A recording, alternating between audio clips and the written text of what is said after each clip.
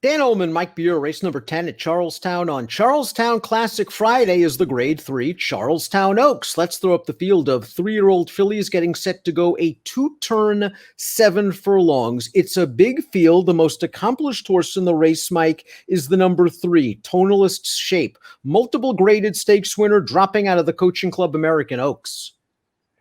Yeah, I mean, she certainly is accomplished, that's for sure. It does sort of feel like, maybe a little clash relief and also a little bit of a shorter distance could really work to her advantage here.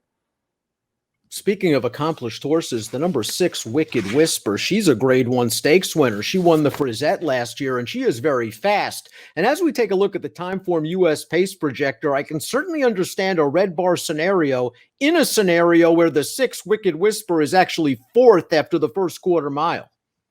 Yeah, that's how I looked at it too. There's more than one interesting speed horse in this race, Dan, and that's really a problem for all of those horses because it just sort of feels like if they all go, or even if 2 or 3 of them go, this pace has to be fast. And it would set things up for closers like the number 1 Turtle Tracks, who chased a pretty good sprinter at Keeneland last time out. That 4 Graces is very, very sharp. Turtle Tracks was no match for that horse, but not only was 4 Graces in that race, but the runner-up came back to earn a stakes placing at Ellis Park with an 86 buyer. Something tells me Turtle Tracks is going to appreciate the 2-turn, 7 furlongs, and she fits with these horses on her best day, given the right setup.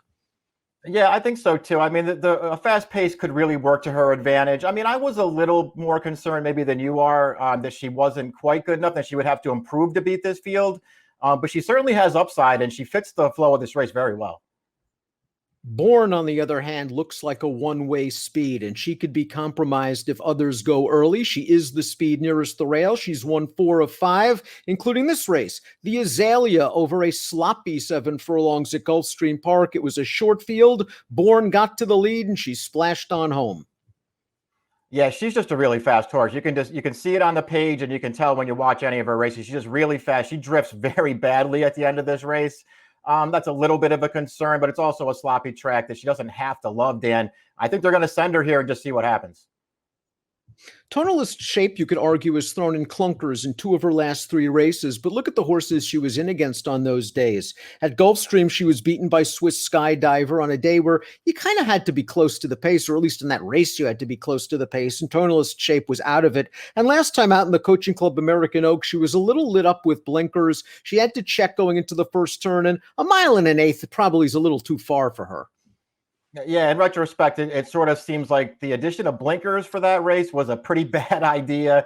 She didn't really seem like she responded to them too well. And it also now seems like that the more distance you throw at her, the less she kind of likes it. I mean, she had nothing at all for the stretch of the CCA Oaks. I think cutting back really works for her. The class relief works for her. And aside from that last one, Dan, she's been pretty good right from the start. Our next 2 entrants are conditioned by Laurel Park's leading trainer, Claudio Gonzalez. The 4, Princess Katie. Nice claim. They took this horse for $16,000 last year. She is now a stakes winner. But in the Monmouth Oaks last time out, she was wide, but she really didn't fire in a race that featured Hopeful Growth, and she's in against that horse again. Yeah, it's weird. I guess she ran a little bit better back when she was 3rd in the Delaware Oaks. That's a race where Hopeful Growth didn't run well at all. And then last time they kind of reversed it. Hopeful Growth turned it around. This horse was not good in that race. I mean, we'll see what happens then. It feels like she can sit off the pace and make a run, and she does have a race or 2 that would give her a chance. And if you like her, she's going to be a price. Another price horse that will get the right race flow is Gonzalez's uncoupled mate, the 5, Ankle Monitor, a horse who was well beaten by Princess Katie 2 starts back. They ran her at Parks against older horses. The 3rd place finisher, that's a salty older horse that came back to run 2nd for a $25,002 other than, but with only a 72 buyer.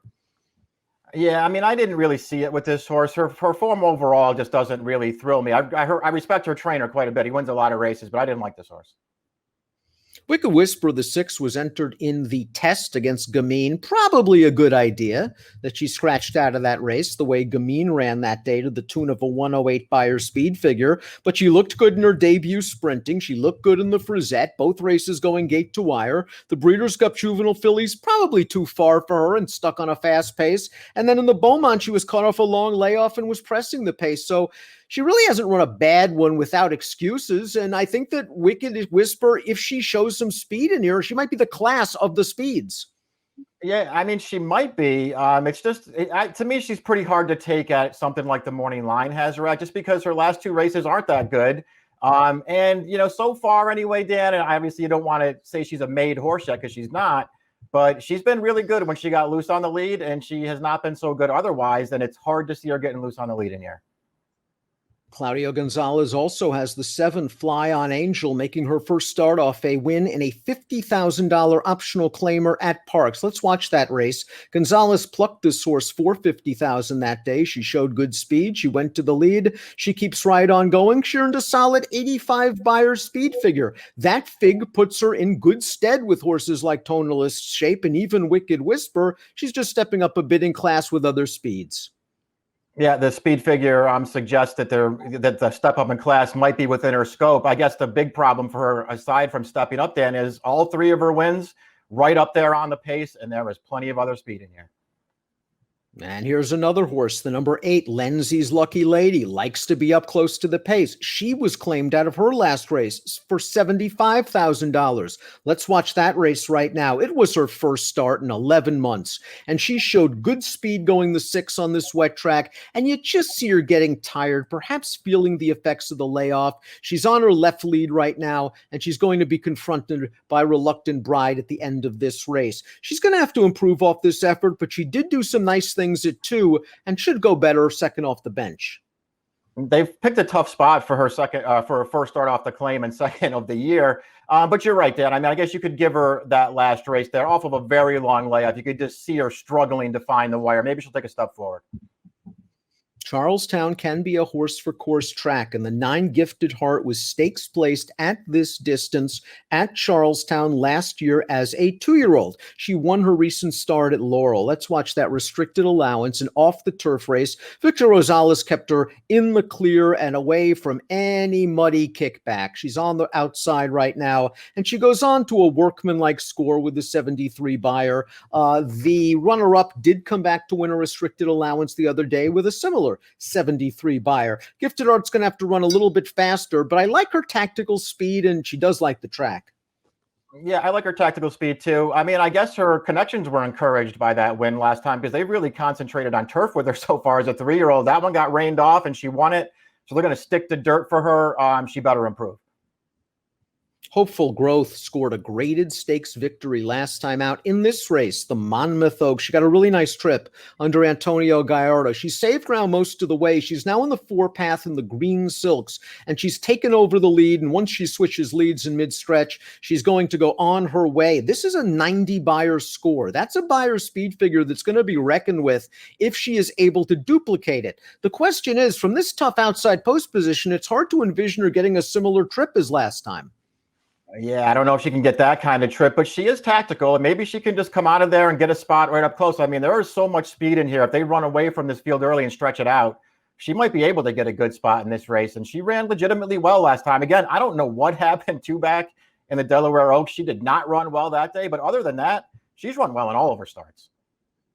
Call on Mischief is entered also eligible. So we'll take a look at our top picks for the Grade 3 Charlestown Oaks. And I think it's kind of an important race for Tonalist Shape. She has to prove, I think, if she has to beat this field. I think if she wants to move on and be considered one of the better, or at least one of the second tier 3-year-old fillies, no one's going to forgive her for Gamine or mistake her for Gamine or Swiss Skydiver or Speech right now. But she's got to win the race like this to be in the second tier. I mean, I agree with that 100%. I'll be honest, Dan, I went back and forth between the 3 and the 10 for a top pick in here, and I realized they're probably the 2 favorites at post time, so it doesn't matter which way you put them. But I am going to give Tonalist Shape one more chance in her. But I agree with you. I think this is a race she has to win. I think the turn back works to her favor. I think 2 turn 7 furlongs will be good for her. We both have 310. 310-2-6 for Mike, 310-7-2 for me. The Grade 3 Charlestown Oaks on Charlestown Classic Friday has an approximate post of 9:43 Eastern. Good luck.